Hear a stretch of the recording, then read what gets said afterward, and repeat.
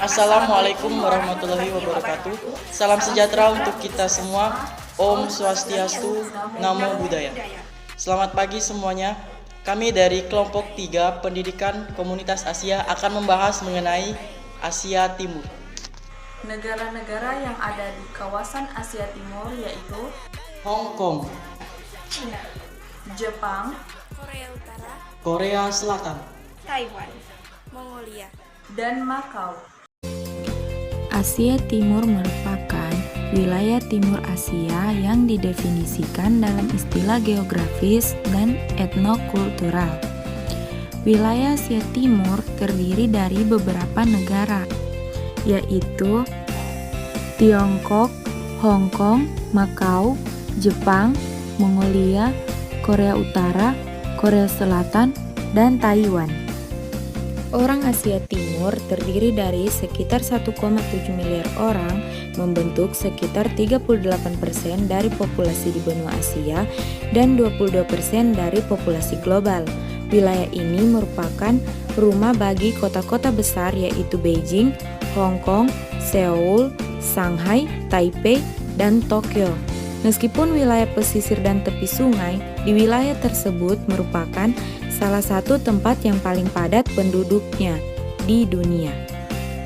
Cina merupakan wilayah pertama yang menetap di Asia Timur dan tidak diragukan lagi merupakan inti dari peradaban Asia Timur terbentuk. Berbagai daerah lain di Asia selektif dalam pengaruh Cina yang mereka adopsi ke dalam adat setempat. Peradaban Cina ada sekitar 1.500 tahun sebelum peradaban Asia Timur lainnya muncul dalam sejarah. Kekaisaran Cina akan mengerahkan banyak budaya, ekonomi, teknologi, dan otot politiknya. Negara inti Asia Timur yaitu yang pertama adalah Cina, yang kedua Jepang, yang ketiga Korea. Karena ketiga negara tersebut pernah berbagi bahasa tertulis yang sama, budaya, serta prinsip-prinsip filosofis. Budaya yang ada di Asia Timur sebagian besar telah dipengaruhi oleh Cina karena peradabanlah yang memiliki peran paling dominan di wilayah ini sepanjang zaman.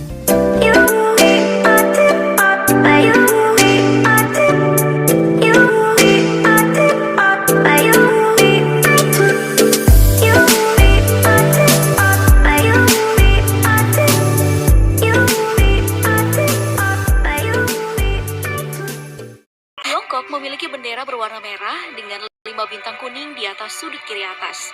Bintang besar yang melambangkan Partai Komunis dan 4 bintang lainnya melambangkan petani, pekerja, golongan karya, dan kapitalis patriotik. Tiongkok sendiri memiliki mata uang yang dikenal dengan nama yuan atau renminbi. 1 yuan jika dikonversi terhadap rupiah bernilai 1.993 rupiah.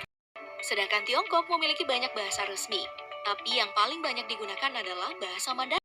大家好，介绍我的名字是 Isma Dewanti， 我的电话号码1925229，我来自第3组，我说的妞妞是普通话，谢谢。 Lalu Tiongkok sendiri dijuluki sebagai superpower ekonomi terbesar kedua dunia berkat perekonomiannya yang tumbuh sangat cepat berkat produksi barang dan jasanya. Kalau jalan-jalan ke Tiongkok, wajib ke tembok besar Cina yang sangat terkenal, atau ke kota terlarang, Istana Potala, dan Tentara Terakota.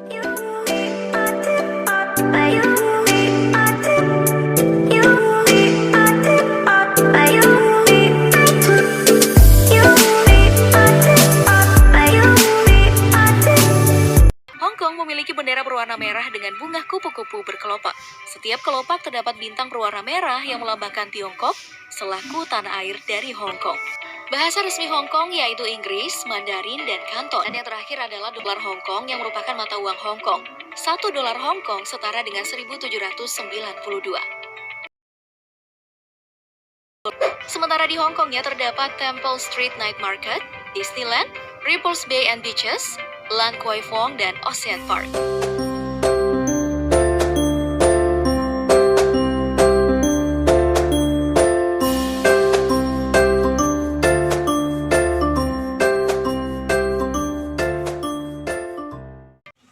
Ohayo, hajimemashite. Namaste, watashi wa namae Irma Fatima desu. Irma to yonde kudasai. Gakusei edi bango wa A2519Q076 desu. Dozo yoroshiku onegaishimasu. Kali ini kita akan membahas sebuah negara maju yang berada di kawasan Asia Timur. Benar sekali, ini adalah negara Jepang. Letak dan batas negara Jepang. Jepang terletak di barat laut Samudra Pasifik. Secara astronomis, Jepang berada pada 30 derajat lintang utara hingga 40 derajat lintang utara dan 128 derajat bujur timur hingga 146 derajat bujur timur. Berikut adalah identitas negara Jepang. Perhatikan, ini adalah bendera negara Jepang. Jepang dikenal pula sebagai Nippon. Selanjutnya, cermatilah identitas negara Jepang berikut.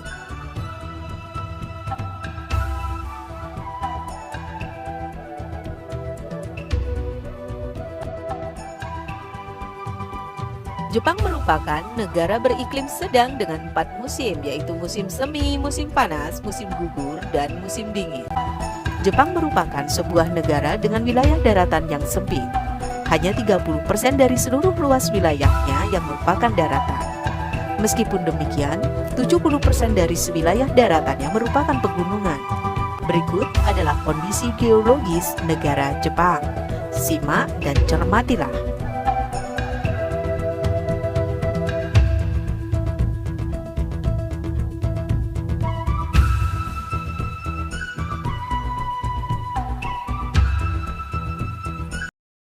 Tadi utsureba Stay with me 真夜中のドアを叩き帰らないでと泣いたあの季節が今目の前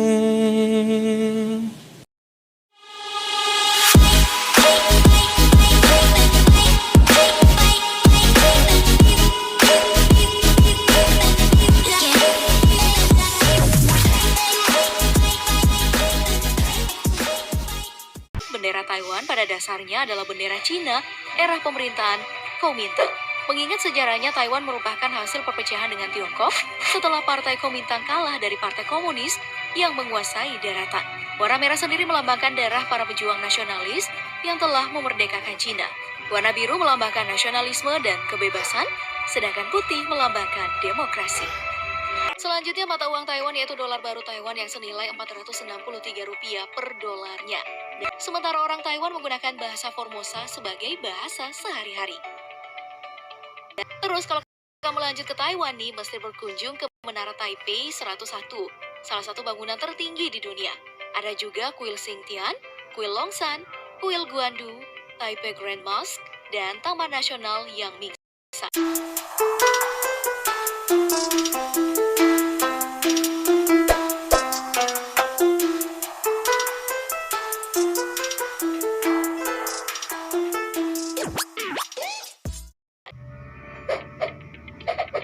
Mata uang.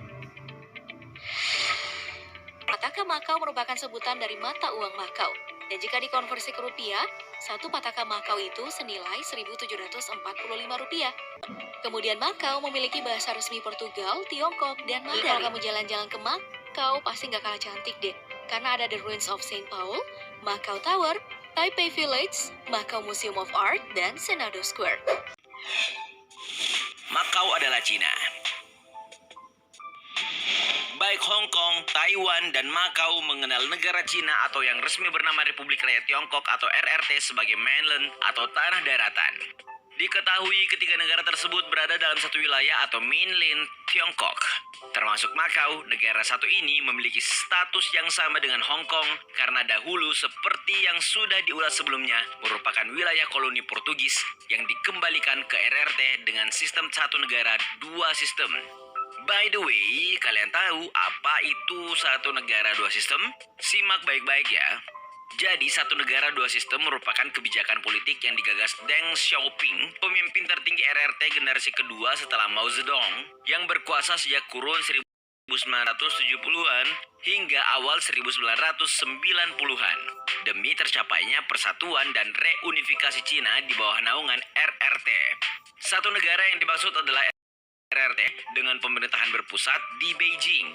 Sedangkan dua sistem yang dimaksud adalah sistem sosialisme dengan kekuasaan terpusat di RRT serta kapitalisme dan demokrasi dalam tingkat berbeda yang diterapkan di Hong Kong, Macau, dan Taiwan. Paham kan?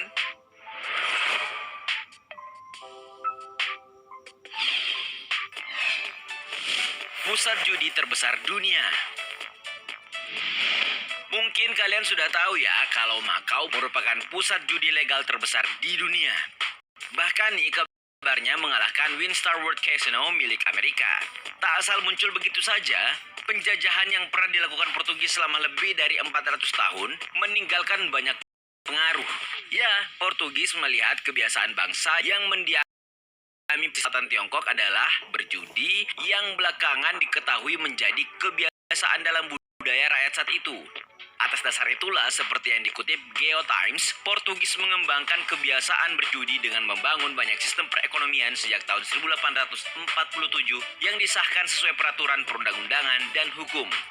Pada tahun 2002, pemerintah Macau berjudi dengan memprioritaskan industri judi sebagai investasi terbesar negaranya melalui kerjasama dengan lisensi-lisensi perjudian beken seperti Wynn Resorts, Las Vegas Sands, hingga Galaxy Entertainment Group. Dengan 29 fasilitas perjudian, 3.565 meja permainan, 8.562 permainan judi, mesin slot, dan mesin video poker, serta yang paling terkenal adalah Royal Casino. Disebutkan hanya dalam waktu singkat, Macau berkembang pesat menjadi pusat perjudian Asia, bahkan dunia. Nah, tahukah kalian berapa pendapatan industri ini di Macau? 42 triliun per bulan, men.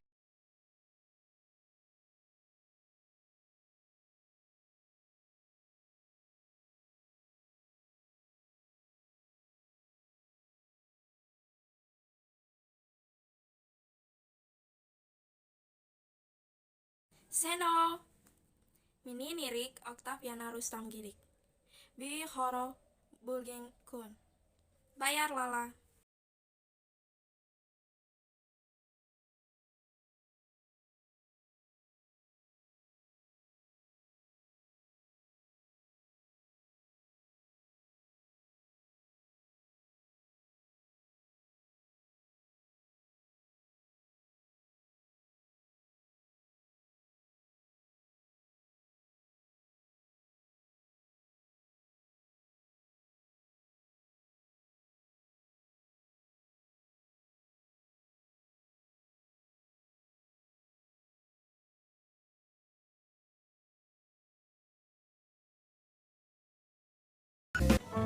Adapun konflik yang pernah terjadi dan sedang terjadi di Asia Timur. Konflik yang pertama yaitu klaim kepemilikan Takeshima antara Jepang dan Korea Selatan. Konflik ini disebabkan karena letak pulau ini yang berada di antara Jepang dan Korea Selatan. Kedua negara mengklaim pulau tersebut berdasarkan letak geografis serta historis atas kepemilikan pulau tersebut. Konflik yang kedua yaitu konflik antara etnis Muslim Uighur dengan etnis Han dan pemerintah Cina. Konflik sudah terjadi sejak tahun 1980-an. Pada tahun 1990, pemerintah Cina melarang pembangunan masjid dan madrasah. Hal ini berujung pada konflik kekerasan antara umat Muslim Uighur dan pemerintah. 2009 merupakan puncak dari konflik antara dua etnis ini, dan konflik pun masih berlangsung hingga saat ini.